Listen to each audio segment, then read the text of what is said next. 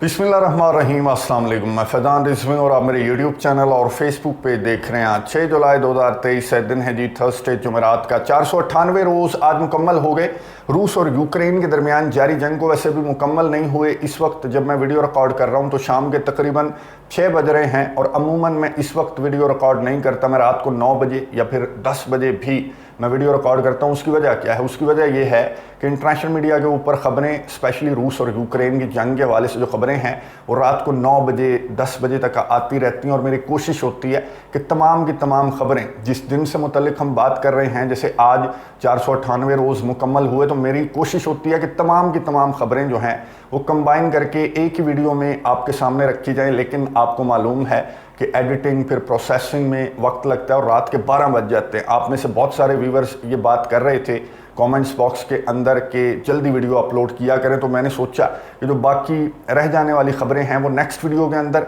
आपके साथ शेयर कर दूंगा और जो अब तक की सूरत हाल है वो मैं आपको बता दूं। सबसे पहले तो वो व्यूवर्स हाज़िरी लगवाएं जो कह रहे थे कि फैज़ान भाई ये जो वागनर्स की म्यूटनी है, ये जो बगावत है, ये रूस के सदर व्लादिमीर पुतिन और वागनर के चीफ येवगेनी प्रिगोजिन ने मिलकर ये मंसूबा बनाया है ताकि वो बेलारूस के रास्ते से कीव पर, यूक्रेन के दारुल हुकूमत पर हमला कर सकें, कोई ऑपरेशन कर सकें। तो मैं आपको बता दूं कि आज अलेक्जेंडर लुकाशेंको जो बेलारूस के सरबराह हैं, उन्होंने बहुत इंपॉर्टेंट प्रेस कॉन्फ्रेंस करते हुए ये बताया कि वागनर के चाहे चीफ हों या फिर वागनर्स के जो फाइटर्स हैं वो हों, वो बेलारूस के अंदर मौजूद नहीं है। तो फिर कहाँ पर हैं? अलेक्जेंडर लुकाशेंको ने क्या बताया और जो ऑफ़र अलेक्जेंडर लुकाशेंको की जानिब से दी गई थी, वागनर के चीफ येवगेनी प्रिगोजिन के सामने रखी गई थी कि हम आपको होस्ट कर सकते हैं, तो उसका क्या बना वो भी बताया बेलारूस के सरबराह अलेक्जेंडर लुकाशेंको ने इस प्रेस कॉन्फ्रेंस के दौरान। और ये भी कहा कि कुछ बहुत बड़ा होने वाला है आने वाले दिनों में। रूस और यूक्रेन की जंग को लेकर बेलारूस के सरबराह ने कहा कि कुछ बड़ा होने वाला है आने वाला जो हफ्ता है, इसके अंदर ही अलेक्जेंडर लुकाशेंको ये समझते हैं कि कुछ बड़ा होगा रूस और यूक्रेन की जंग के दौरान।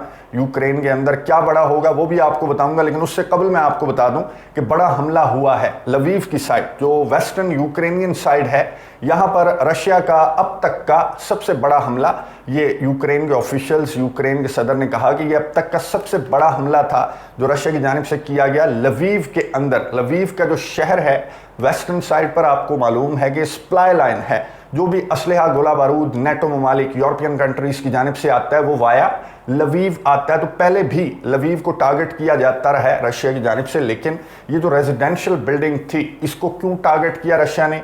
कौन यहाँ पर पनाह लिए बैठा था या फिर क्या असलहा, गोला बारूद यहाँ पर स्टोर कर रखा था यूक्रेन ने? अभी तक क्रेमलिन की जानिब से वजह नहीं बताई गई, ना ये बताया गया कि क्रेमलिन का टारगेट क्या था। आने वाले चंद घंटों के बाद क्रेमलिन की स्टेटमेंट सामने आ जाएगी। फिलहाल यूक्रेन की स्टेटमेंट सामने आई। यूक्रेन की डिफेंस मिनिस्ट्री ने कहा कि रशिया की जानिब से 10 क्रूज मिसाइल्स दागे गए लवीव के अंदर। ये जो बिल्डिंग थी इसको टारगेट किया रशिया ने और यूक्रेन की डिफेंस मिनिस्ट्री ने कहा कि 10 में से 7 जो क्रूज मिसाइल्स हैं उनको तो हमारे एयर डिफेंस सिस्टम ने मार गिराया, लेकिन 3 ने हिट किया इस रेजिडेंशियल बिल्डिंग के सेकंड और थर्ड फ्लोर को हिट किया और इसके नतीजे में 4 हलाकतें अभी तक रिपोर्ट हो चुकी हैं। 30 जख्मी भी हैं, हलाकतें बढ़ भी सकती हैं। 64 लोगों को यूक्रेन की डिफेंस मिनिस्ट्री बता रही है कि अभी इवैक्यूएशन का जो अमल है वो अभी जारी है। रेस्क्यू का ऑपरेशन अभी चल रहा है इस बिल्डिंग के अंदर, इस बिल्डिंग के अतराफ, और 64 लोगों को अभी तक इवैक्यूएट किया जा चुका है इस बिल्डिंग के अंदर। अभी तक इवैक्यूएशन का जो अमल है, जो रेस्क्यू का ऑपरेशन है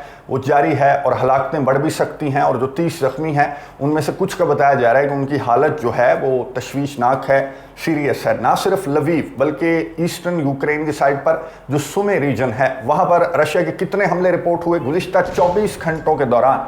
यूक्रेन की डिफेंस मिनिस्ट्री बता रही है कि तकरीबन 279 मरतबा रशिया ने यूक्रेन के सुमे रीजन को भी टारगेट किया। यूक्रेन के सदर व्लादिमीर ज़ेलेंस्की ने एक वीडियो पैगाम जारी किया और उस वीडियो पैगाम के अंदर यूक्रेन के सदर व्लादिमीर ज़ेलेंस्की ने जो पहला वीडियो पैगाम जारी किया उसमें तो ये वीडियो उन्होंने शेयर की जो कि उसी बिल्डिंग की है जो लवीव के अंदर, जिस बिल्डिंग पर रशिया ने 10 क्रूज मिसाइल्स दागे, मैंने आपको दिखाए वो मनाजिर। तो ये जो वीडियो है वो यूक्रेन के सदर व्लादिमीर ज़ेलेंस्की ने जारी करते हुए क्या कहा होगा आपको मालूम है।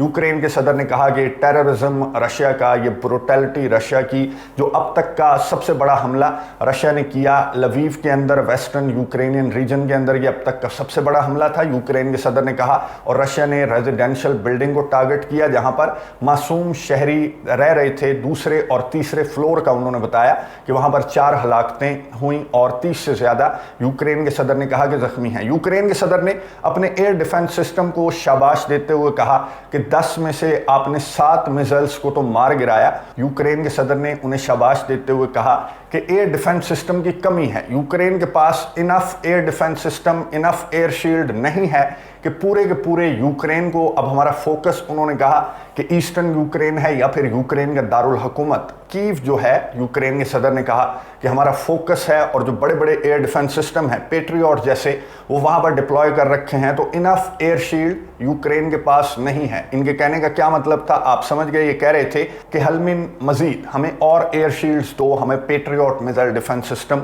मजीद दो। साथ ही यूक्रेन के सदर व्लादिमीर ज़ेलेंस्की ने बताया कि हमारा जो काउंटर ऑफेंसिव है वो भी स्लो पेस के साथ आगे की जानिब बढ़ रहा है। लोहांस्क के अंदर कुछ गेंस का दावा यूक्रेन की जानिब से सामने आया कि लोहांस्क रीजन, जो कि तकरीबन मुकम्मल तौर पर 99.9% रशिया के अंडर कंट्रोल है, वहां पर यूक्रेन के सदर व्लादिमीर ज़ेलेंस्की ने बताया कि हमारी फौजें लोहांस्क के अंदर भी आगे बढ़ रही हैं और दानियस के अंदर भी हमारी पेशकदमी, हमारी फोर्सेस की पेशकदमी स्लो है लेकिन जारी है। यूक्रेन के सदर ने यहां पर अपने काउंटर ऑफेंसिव की जस्टिफिकेशन देते हुए कहा, यूक्रेन के सदर ने कहा कि काउंटर ऑफेंसिव का मैं आपको बता दूं कि एक तो बहुत पहले स्टार्ट हो जाता, लेकिन जो वेस्टर्न वेपन है उसकी सप्लाई इतनी स्लो थी कि हमारा काउंटर ऑफेंसिव लेट हो गया। और फिर यूक्रेन के सदर ने कहा कि अब जो रफ्तार की शिकायत की जा रही हैं और ये कहा जा रहा है कि आपका काउंटर ऑफेंसिव स्लो है, तो मैं आपको बता दूं कि आपकी डिलीवरी स्लो है, आपकी जो वेपन की सप्लाई है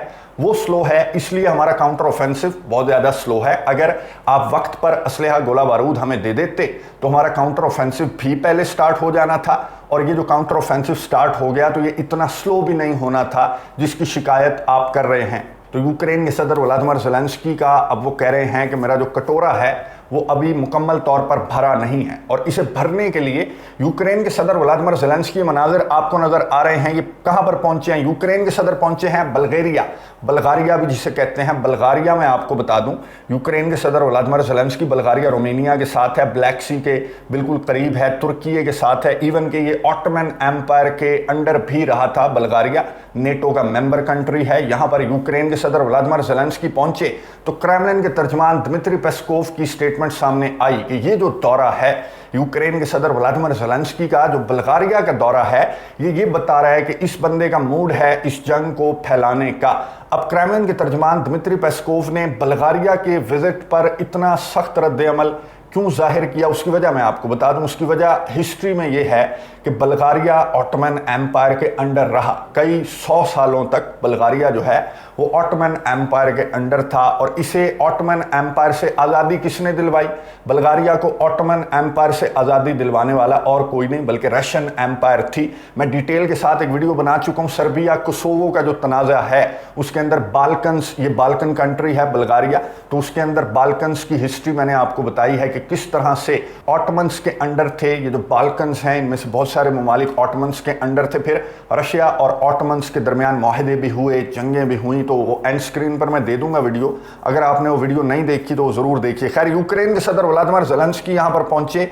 जून में बल्गारिया के अंदर आई है नई हुकूमत। बल्गारिया के अंदर जो पुरानी हुकूमत थी, अब आपने मेरे मुंह से भी ये बल्गारिया का जो जिक्र है इस जंग के दौरान आपने बहुत कम सुना होगा, तो अब ये जिक्र क्यों ज़्यादा हो रहा है, अब यूक्रेन के सदर व्लादिमीर ज़ेलेंस्की क्यों दौरे पर पहुंचे हैं इतने इंपॉर्टेंट वक्त के अंदर, क्योंकि ये जो नई हुकूमत है इसका झुकाव बहुत ज़्यादा यूक्रेन की जानिब है। और ये जो नई हुकूमत है वो हिस्ट्री को खातिर में नहीं लाती कि रशिया हमारी मदद की थी, यानी रशिया के साथ हमारे ताल्लुकात अच्छे होने चाहिए वगैरह वगैरह, ऐसा कोई चक्कर नहीं है।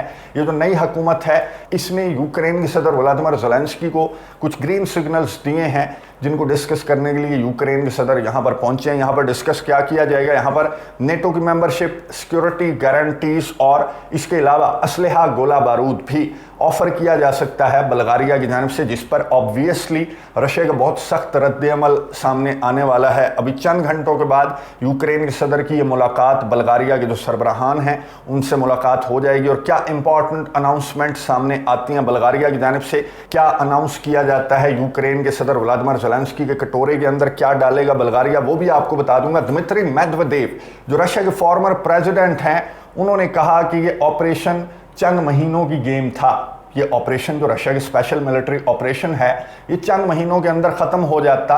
और अब भी दिमित्री मेदवेदेव ने कहा कि अब भी ये जो रशिया की स्पेशल मिलिट्री ऑपरेशन है, ये चंद दिन की मार है।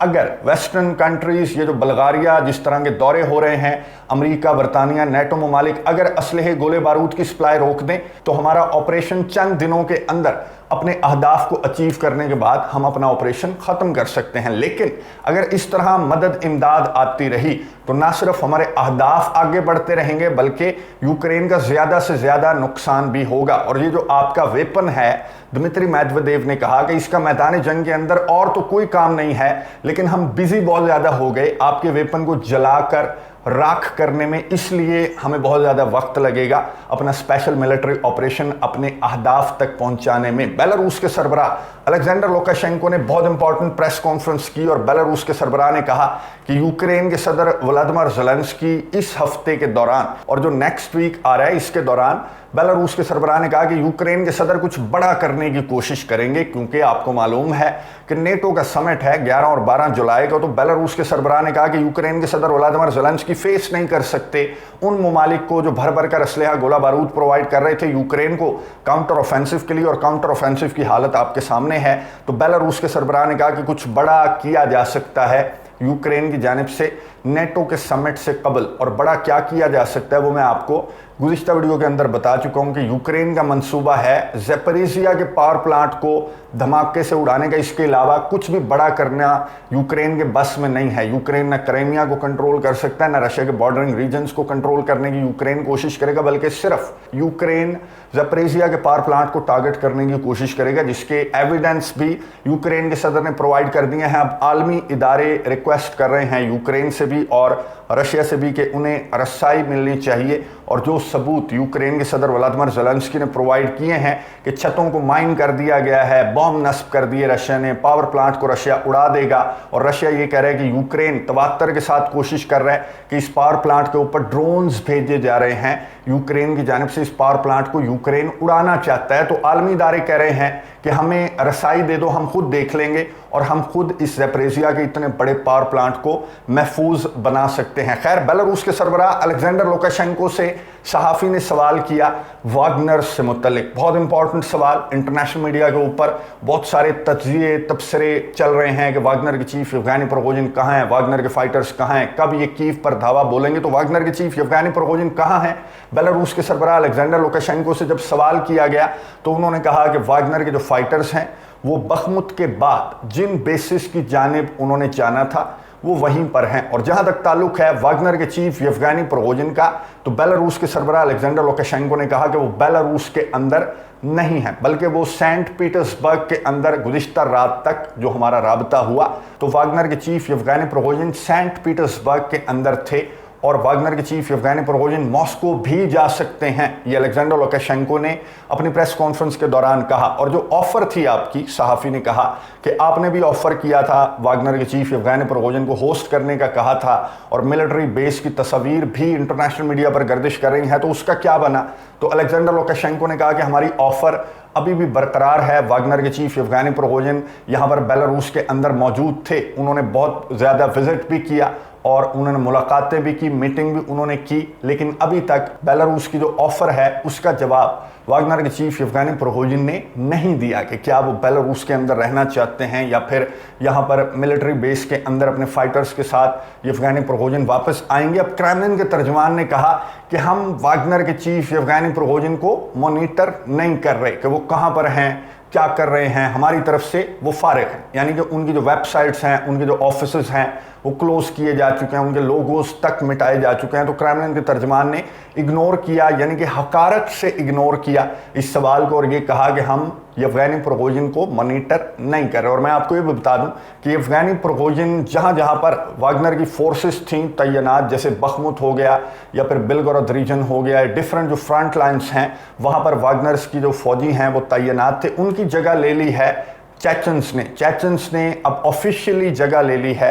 और ये अहकामात भी रूस के सदर व्लादिमीर पुतिन ने जारी कर दिए हैं कि फ्रंट लाइन्स के ऊपर चेचन्स अब तैनात कर दिए गए हैं। यानी वागनर्स को मुकम्मल तौर पर, जो रशिया के सदर व्लादिमीर पुतिन हैं उन्होंने वागनर्स का यूं कह लें कि वर्का फाड़ दिया। लेकिन 3 ऑप्शंस दिए थे रूस के सदर व्लादिमीर पुतिन ने वागनर्स को, और ये कहा था कि या तो आप घर जा सकते हैं, या तो आप रशिया के डिफेंस मिनिस्ट्री के साथ कॉन्ट्रैक्ट साइन कर सकते हैं, या फिर आपको बेलारूस का ऑप्शन आपके पास मौजूद है तो आप बेलारूस भी जा सकते हैं। तो इन तीनों ऑप्शंस में से मेरे ख्याल में जो बेलारूस का ऑप्शन है वही वागनर के चीफ अफगानी प्रोगोजिन सेलेक्ट करेंगे। लेकिन मैं इसकी साइकी समझता हूं इस बंदे की, ये बंदा ज़रा मीडिया का शौकीन आदमी है तो खबरों में रहना चाहता है कि किधर गए वागनर के चीफ, ज़रा इस तरह की डिस्कशंस होंगी, फिर ये बंदा कोई सरप्राइज देगा, अपने जो ग्रुप है, अपना जो प्राइवेट मिलिट्री ग्रुप है उसका कोई फ्यूचर बताएगा। खैर, यहाँ पर इस प्रेस कॉन्फ्रेंस के दौरान अलेक्जेंडर लुकाशेंको ने एक बहुत अच्छी बात की। अलेक्जेंडर लुकाशेंको से जब सवाल किया गया कि इस जंग का फ्यूचर आप क्या देख रहे हैं, तो अलेक्जेंडर लुकाशेंको ने कहा कि जिस तरह के दौरे में देख रहा हूं यूक्रेन के सदर व्लादिमीर ज़ेलेंस्की के, कि अब वो बल्गारिया गए हुए हैं, वो इधर उधर असलहा गोला बारूद मांगते फिरते हैं, तो इस तरह तो इस जंग का फ्यूचर बहुत ज़्यादा खतरनाक होने वाला है। अलेक्जेंडर लुकाशेंको ने कहा कि सोल्यूशन ये है कि कोई पीस फार्मूला नहीं होना चाहिए और इन दोनों पार्टियों को, रशिया और यूक्रेन को, बातचीत की टेबल पर बैठ जाना चाहिए। फिर वहां पर बातचीत की टेबल पर नुकात डिस्कस होते हैं, यूं पहले से पीस फार्मूला बनाकर कि ये मेरे 10 हैं, ये मेरे 12 नुकात हैं, ये मेरे 15 नुकात हैं। इस तरह से बिल्कुल दुरुस्त कहा कि इस तरह से कोई भी जंग बातचीत की टेबल पर नहीं आती कि पहले से आप अपना पर्चा तैयार करके अपने मुतालबात जो हैं वो दूसरे बंदे के सामने रख दें कि पहले ये तस्लीम कर, फिर मैं बातचीत की टेबल पर बैठूंगा। तो अलेक्जेंडर लुकाशेंको ने कहा कि इस जंग को अगर बंद होना है, बातचीत की टेबल पर बंद होना है, और आखिरी रास्ता यह है कि बगैर पीस फार्मूलों के दोनों पार्टियां बातचीत की टेबल पर बैठ जाएं, वरना वेस्टर्न कंट्रीज ये जंग बंद नहीं होने देंगे, वो यूक्रेन को कंधे की तरह इस्तेमाल करते रहेंगे। अलेक्जेंडर लुकाशेंको ने यहाँ पर यह भी कहा, यूक्रेन को मुखातिब करते हुए, यूक्रेन को मशवरा देते हुए, बेलारूस के सरबराह ने कहा कि आपने अमेरिका से इजाज़त नहीं लेनी, आपका मुल्क है, आपके लोग मर रहे हैं। और आपके ही डिफेंस मिनिस्टर ने, आज यूक्रेन के डिफेंस मिनिस्टर ने क्या स्टेटमेंट जारी की, मैं आपको वो बता दूं। यूक्रेन के डिफेंस मिनिस्टर ने कहा कि ज़रा बात गौर से सुनिए, यूक्रेन जो है वो बहुत अच्छा टेस्टिंग ग्राउंड है आपका वेपन टेस्ट करने के लिए, आपको इससे अच्छा मैदान और कहाँ मिलेगा। यानी कि आप चेक करें कि यूक्रेन का वजीर दिफा असलहा गोला बारूद मांगने के लिए इतना गिर गया कि वो अपने मुल्क को एक टेस्टिंग ग्राउंड कह रहा है कि ये हमारा मुल्क जो है, इससे अच्छा टेस्टिंग ग्राउंड आपको कहां पर मिलेगा, कि लाइव जंग चल रही है और चल भी रशिया के साथ रही है। तो ये समझकर, टेस्टिंग ग्राउंड समझकर, अपना जो नए से नया वेपन है उसको टेस्ट करने के लिए आप हमें प्रोवाइड कर सकते हैं। तो अलेक्जेंडर लुकाशेंको ने कहा कि टेस्टिंग ग्राउंड बनना छोड़ो और कंधा बनना छोड़ो और खुद अपना फैसला खुद करो, अपने अवाम के लिए करो और बातचीत के टेबल पर आकर बैठ जाओ, वरना अलेक्जेंडर लुकाशेंको ने कहा कि जंग बहुत बड़ी होने वाली है। और ये हफ्ता जो आने वाला हफ्ता है, और ये हफ्ता है, अलेक्जेंडर लुकाशेंको ने कहा कि नेटो के समिट से कबल बहुत इंपॉर्टेंट दिन चल रहे हैं, कुछ बड़ा हो सकता है इस जंग के दौरान, या फिर यूक्रेन के सदर व्लादिमीर ज़ेलेंस्की कोई बड़ी तकरीबकारी करने की कोशिश कर सकते हैं, और इवन नेटो के समिट के अंदर कोई बड़ा फैसला भी यूक्रेन के लिए सामने आ सकता है। और बेलारूस के सरबराह समझते हैं कि यूक्रेन को नेटो की मेंबरशिप के हवाले से भी बड़ा फैसला नेटो के समिट से सामने आ सकता है। अब नज़र रखेंगे, नेटो का समिट 11 और 12 जुलाई को है, क्या फैसला नेटो के समिट से सामने आता है और उससे कबल क्या सरप्राइज, क्या तकरीबकारी, क्या बड़ा होने वाला है यूक्रेन के अंदर, उस हवाले से भी आपको तफसीलात से आगाह करता रहूँगा। अगली वीडियो तक के लिए इजाज़त दीजिए। अल्लाह हाफ़िज़।